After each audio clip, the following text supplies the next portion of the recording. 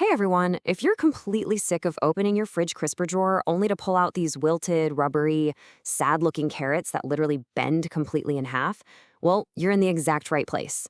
Today, we're totally transforming how you handle this incredible root vegetable. We're taking top tier knowledge from agricultural experts and breaking it down so you can turn your autumn harvest, or even a massive bulk haul from the farmer's market, into a crunchy, fresh, year round food supply. So, here's the multi-million-dollar question for today's explainer. How exactly do you keep carrots fresh for up to 14 months? I know, no way, right? It sounds totally impossible. But mastering proper storage is honestly the ultimate game changer for any household.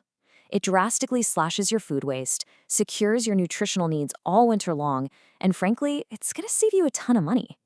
Okay, let's dive right into this because this fact absolutely blew my mind. When you harvest a carrot, it isn't just a dead vegetable, it is a living, breathing organism. And research actually shows that during the first 5 months of proper storage, the vitamin A content in your carrots increases. Yeah, you heard that right. As long as they're protected from heat and direct sunlight, they just keep synthesizing nutrients. You aren't just preserving food here, you're letting it reach its absolute peak nutritional value. To get those perfect results, here is our roadmap for today. We're covering the secrets of perfect preservation, preparation and necessary materials, the best storage methods, how to stop diseases in their tracks, and finally, a long-term quality strategy. All right, part one, the foundation of preservation. The absolute craziest thing about storing carrots is that a long-lasting harvest actually starts weeks or even months before you pull a single root from the dirt. If you want carrots that actually survive the winter, you've got to follow these pre-harvest rules. First up, your timing matters. Sowing in mid-May aligns perfectly with the autumn cooldown, which naturally thickens up their tissues. Now, pay close attention to the fertilizer rules. You have to stop adding nitrogen in late summer. Too much nitrogen gives you great leafy greens, but makes the actual root cell walls weak and brittle. Instead, you want to pump up the potassium and phosphorus. That basically builds a natural cellular armor against storage pathogens. And finally, cut off their water supply 2 to 3 weeks before harvest. If you water them right before digging, the sudden pressure actually causes micro cracks in their skin, and that invites rot instantly. Once they're finally out of the ground, everything revolves around this magic number, 0 to 1 degrees Celsius. That is your absolute sweet spot. At this temperature, the carrot goes into a deep, deep dormancy. Its respiration slows down to a crawl, stopping it from burning through its own stored sugars, which keeps it perfectly crisp and sweet. But temperature is really only half the battle. You also need an extremely high relative humidity, somewhere between 85 and 90%. Some agricultural sources even push for 96%. Think about a potato or an apple. They have thick, protective skins. A carrot doesn't. It's basically naked. If the air in your storage environment is dry, the moisture inside the carrot will just evaporate right into the air. And within days, you'll have that dreaded rubbery texture we all hate. Moving on to part two, preparing for the vault. So now that we've got the science down, let's look at the physical prep. This is where a lot of really well-meaning people make critical mistakes that end up costing them their entire harvest. You're going to want to follow these actionable steps to the letter. First, dig them up carefully with a spade. Don't just yank them by the leaves or they will snap right in half. Second, and I literally cannot stress this enough, do not wash them. Washing destroys their natural protective soil barrier and damages the super delicate outer epidermis. Third, cut the leafy greens off, but leave exactly 1 centimeter of the stem. If you leave all the greens on, they act like a straw, just sucking the moisture right out of the root. Finally, let them air dry in the shade for just a few hours. Right before anything goes into your storage container, you have to play the role of a ruthless inspector. Strict selection is totally mandatory here. A single damaged, scratched, or diseased carrot will become a biological weapon in your root cellar. Fungal spores will rapidly jump from that one broken carrot to all the healthy ones. If your spade nicked it, or if it has insect damage, do not store it. Just take it straight to your kitchen and eat it for dinner. Okay, part 3, the vault. We're going to break down exactly how to pack these roots away, looking at some awesome traditional methods alongside highly modern ones, so you can pick what works best for your home setup. Let's compare two of the heavy hitters, moist sand versus plastic bags. If you go the traditional route with a wooden box, you layer moderately moist sand, then a layer of carrots, making sure they don't actually touch each other, and then more sand. The sand acts as a physical isolation barrier and regulates the humidity perfectly. On the flip side, we have heavy-duty perforated plastic bags. What's super cool here is that as the carrots breathe inside the bag, they naturally consume oxygen and exhale carbon dioxide. This creates a self-regulating, modified gas environment, roughly 16% CO2 and 5% oxygen, that basically acts like a natural biochemical pause button on their whole aging process.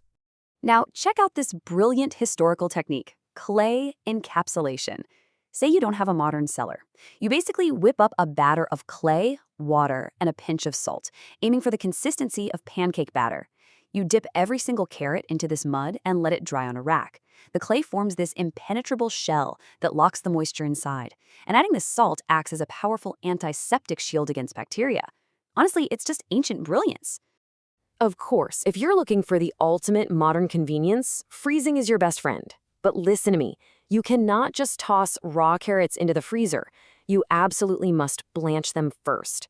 Boil sliced carrots for 2 to 3 minutes, or whole ones for 5 minutes.